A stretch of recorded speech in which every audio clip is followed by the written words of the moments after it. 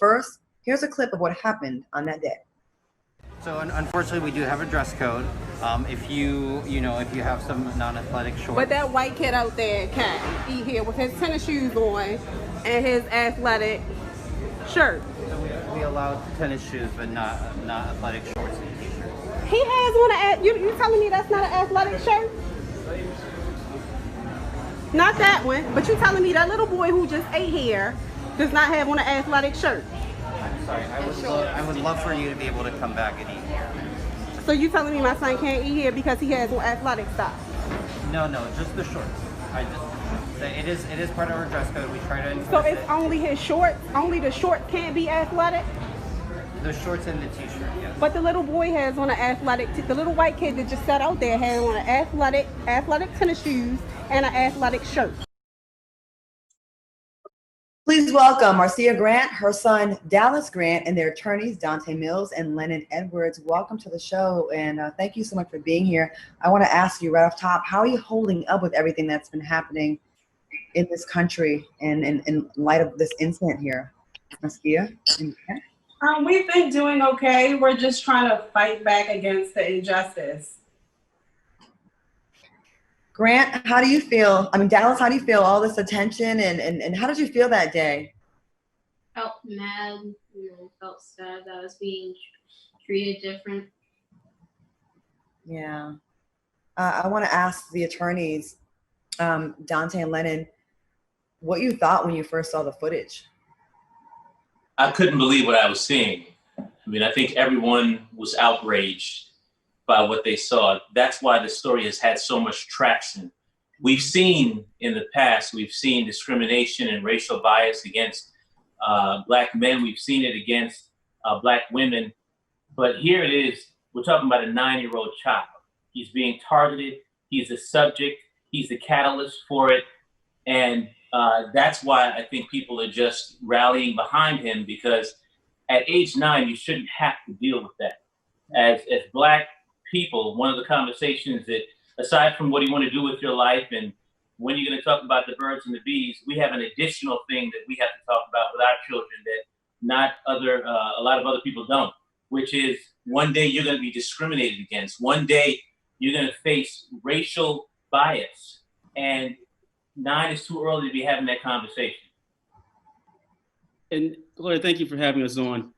I do want to point out exactly what Lennon talked about, where you see racial discrimination happen. But when you look at this video, you see two different things. There's two families who show up at a restaurant who's hungry, and two little kids who want to eat. One was allowed to eat and one wasn't.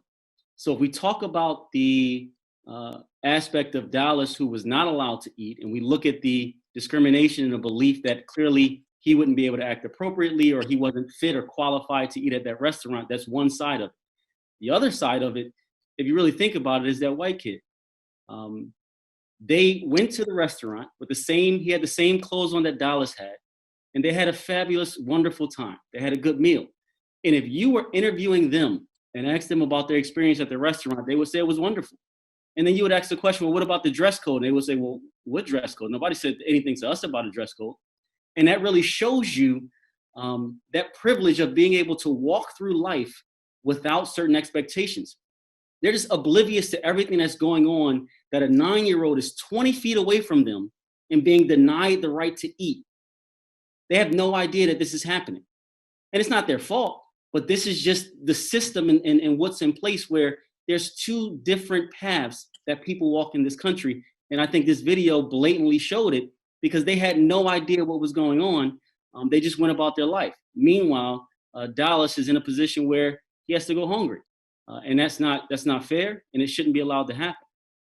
Marcia, we saw the video, and I remember seeing it. I was horrified, and I love how you instantly checked them and called out the hypocrisy. Can you tell us about what happened that day at the restaurant, how you felt?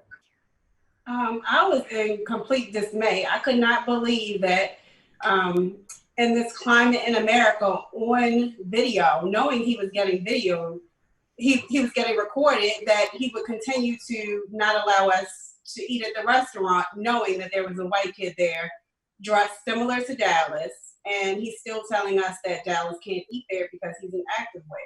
I couldn't believe it. Have you ate at that restaurant before? Did you know about this dress code? No, we had never eaten at that restaurant before. It was a friend of mine's birthday, and that was the first restaurant we had come upon. Dallas actually chose the restaurant. I guess it looked nice to him. He actually chose the restaurant, so we went in and tried to eat there and were denied.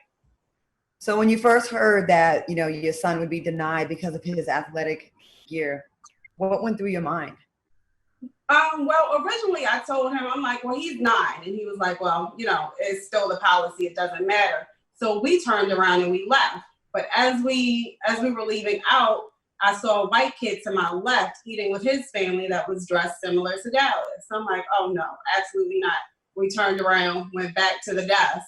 And then that's when you see the interaction between me and that manager. So what was he saying when you pointed out the obvious similarities between these two young young boys dressed similarly? What was the manager's explanation? How could he explain away? He couldn't. He couldn't. Everything he said, nothing he said made sense. Nothing he said made sense. At one point, he actually said to me, well, we don't consider that kid's shirt to be athletic wear. And I asked him why. And then he said, oh, well, I really didn't get a good look at it. So I'm like, okay, so if you don't consider it to be athletic wear, why? Because he's white? Because you just told me you didn't get a good look at it. Wow. Dallas, did you realize what was happening that day? Yes. Yeah. And have you ever experienced anything like this before? Any kind of racism or feeling like you were being mistreated because of your color? No. No? So you said earlier it made you feel sad. Yeah. Yeah. Okay. So, Marcia, as a mother, and I can't imagine how that would feel, knowing that something like this is happening in front of your son. It's probably not a conversation you've had, right? At this point, 9 years old. No, I had never. It never occurred to me that he would face racism at 9 years old. I had never had that conversation with him. Did they show you proof of this so-called policy? They did. They actually literally walked us out of the restaurant and down the steps. But as he was escorting us out, she showed me the I guess it was a little poster that showed I guess all of the rules of the restaurant as far as the dress code. And it did say active wear. And I don't have a problem with them having a no active wear policy. I just want it applied across the board. Don't like keep the same energy. Keep the same energy, right? Yeah, and Claudia, I want to make this point. It's very important. We're not saying that a restaurant does not have the right to have a dress code. Of course they do. Right. It's your establishment. It's a private establishment. If you want it to be fancy or dressy or however you want it to be, you have that right. What you don't have the right to do is apply it in a way that discriminates against certain people. And that's what happened here. And as you listen to the story from Marcia, when they were initially told, you can't come in because he doesn't meet the dress code, they said, okay. And they went to leave because they understand that rules are rules. It wasn't until they walked out of the restaurant and looked and saw a kid sitting there eating with the same exact kind of outfit on that it really registered to him that, wait, we're not being treated fairly because there's someone who doesn't meet that qualification, yet you allowed him to come in, but you're not allowing us to come in. So it's interesting that the Baltimore City Council, in fact, they put out a statement in a decree saying that the Atlas Restaurant Group should not have a dress code, that they should change their policy, but that misses the mark completely. That's not what the issue is. And if you're talking about whether or not a restaurant has the right to a dress code, you're missing the point and you're distracting from the issue. Of course they have the right to a dress code, but you have to apply it evenly. Don't use it to discriminate against people because you don't think they're worthy to come into your establishment. That's really what this is about. Sorry, I like that you made that point because I think a lot of times as Black people, when we complain about something or point something out, the pushback is we want special treatment. And it seems to me, Marcia, that you handled it with a lot of dignity. Matter of fact, we have a viewer comment. RG Renee says she handled that with dignity, something they're not ready for. And I think you did. And again, no one's arguing against a dress code. We're arguing against don't apply it to the Black child and not to the white child. We're going to take a quick break and pick back up on this conversation right after the break when we come back right here in Foxhole. Welcome back to Out Loud with Claudia Jordan here in Foxhole. Joining me tonight, we have Dallas Grant, the 9-year-old boy who was discriminated against for his attire while a white boy in the same type of clothing was allowed to eat, and attorneys Dante Mills and Lennon Edwards. Thank you so much for joining us again. Let's just get back into it. We were talking on the break about how it's not really about the dress code, it's about being fair.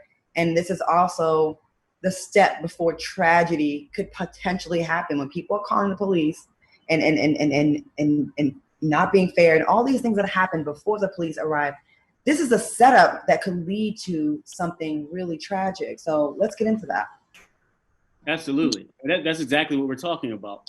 This is the one step before something tragic could happen, because if Marcia would have acted differently, maybe the police would have been called, who knows what would have happened. We have George Floyd, his case is actually the center of a lot of this resistance that's happening now.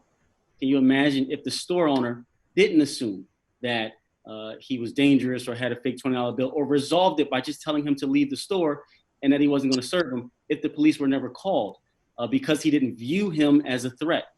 That's how you prevent these things. And if we want to move the conversation forward to where people aren't being killed, we don't have these hashtags or t-shirts, we have to cut it off at the source right before it gets to the tragedy. We can't wait until that happens.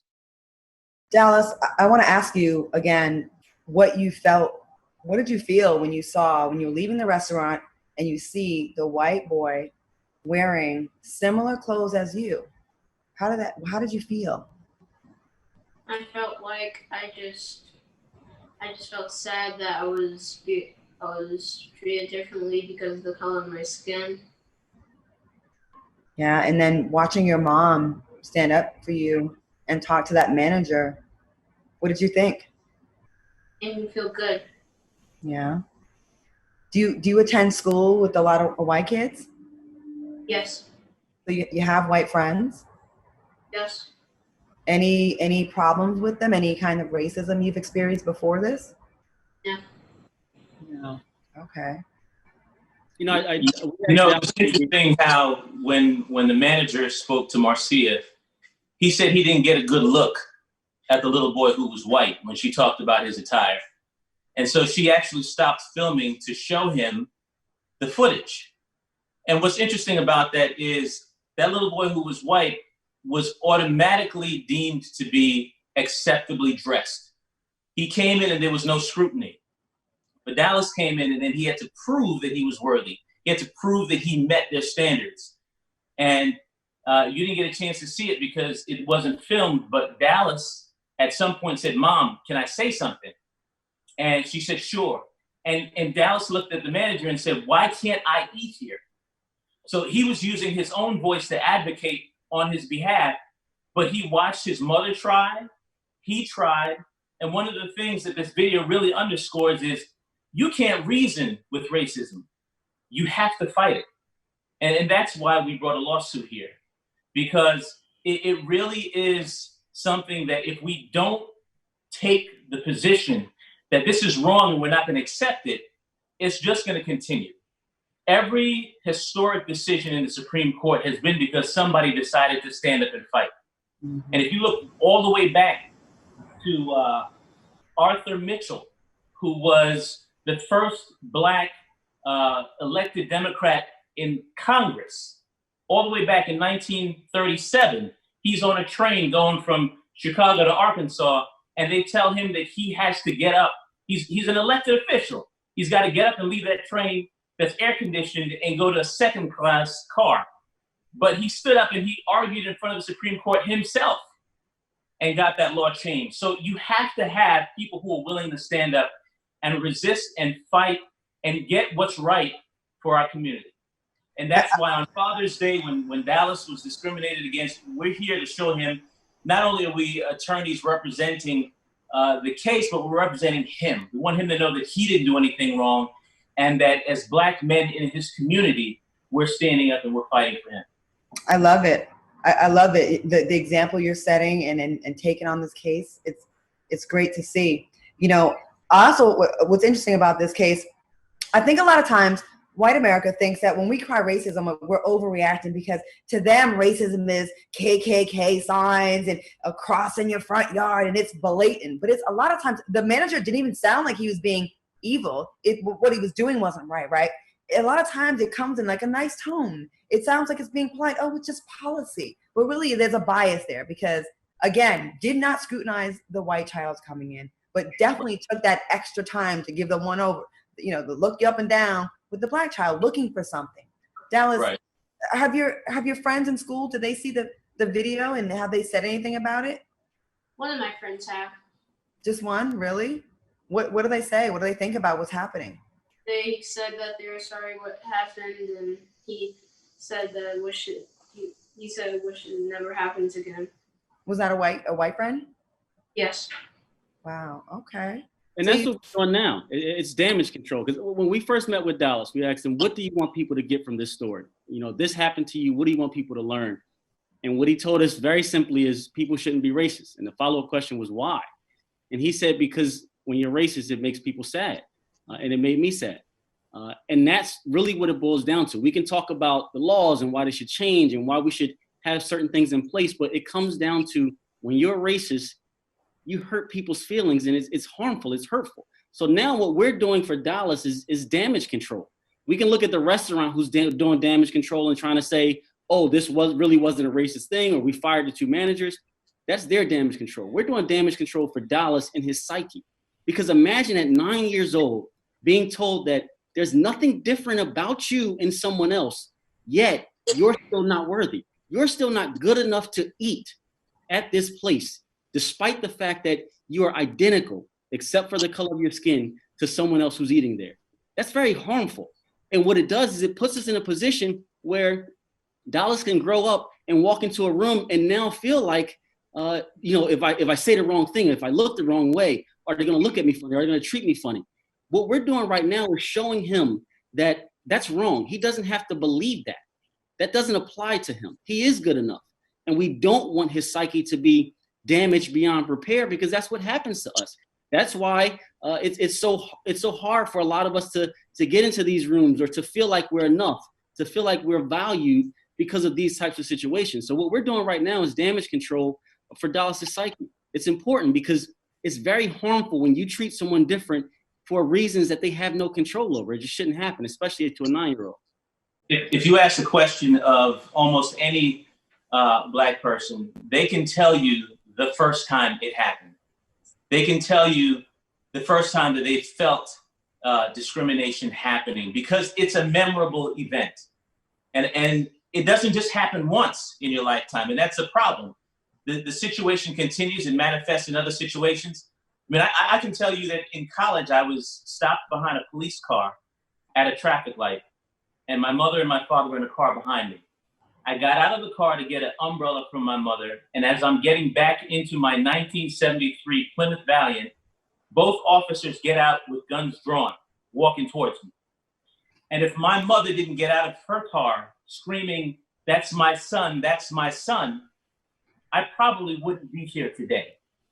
And it is literally life and death for us that if we don't do something about the way our children are seen, the way our men are seen, the way our women are seen, the way we Black people are seen as a whole, if we don't do something to change that perspective, then that's on us for this generation, because we have to do something for the next generation, for Dallas and for the generation coming behind him.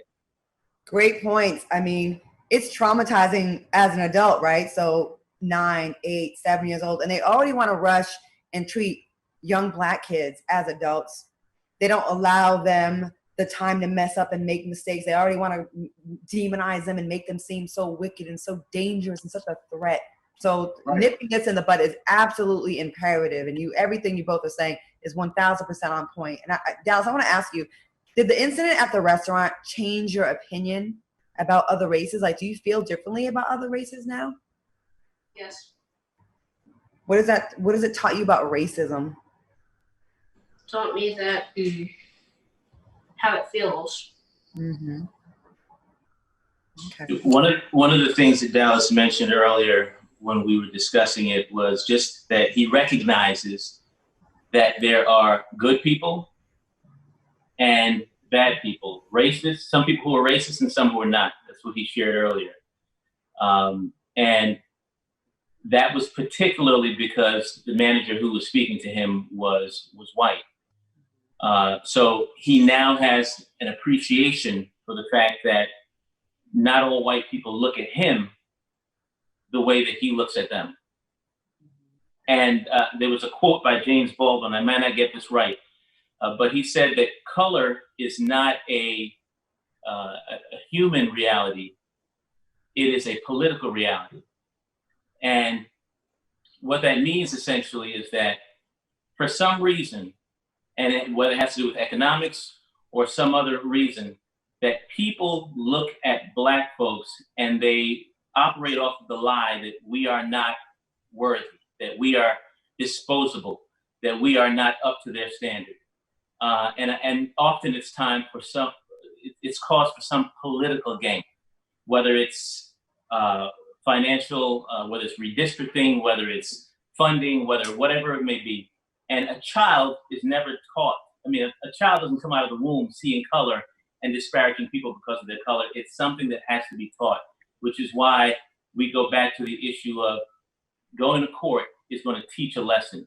Raising our voices, protesting, it's going to raise the flag that this cannot continue. Okay. And it's ingrained in a lot of people. So it's not even, I wouldn't even necessarily say that the hostess was racist. I don't know that. But I do know that he had a certain mentality where he believed that a Black person needed to be judged more than a white person. And we know that for a fact because they were identical and he applied the dress code to one person and not the other. So we're conditioned to believe that Black people are a threat. Black people are dangerous.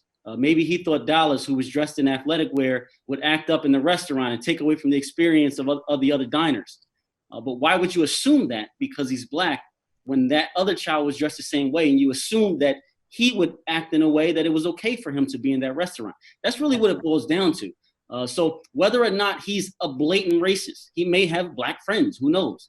Which really doesn't make a difference whether you're racist or not, but he may not be someone who is actively racist, but he's allowed his brain to be conditioned in a way where he sees Black people as a threat, where he sees them as dangerous, and he feels as though he must judge them and scrutinize them more than anybody else. And that's a problem.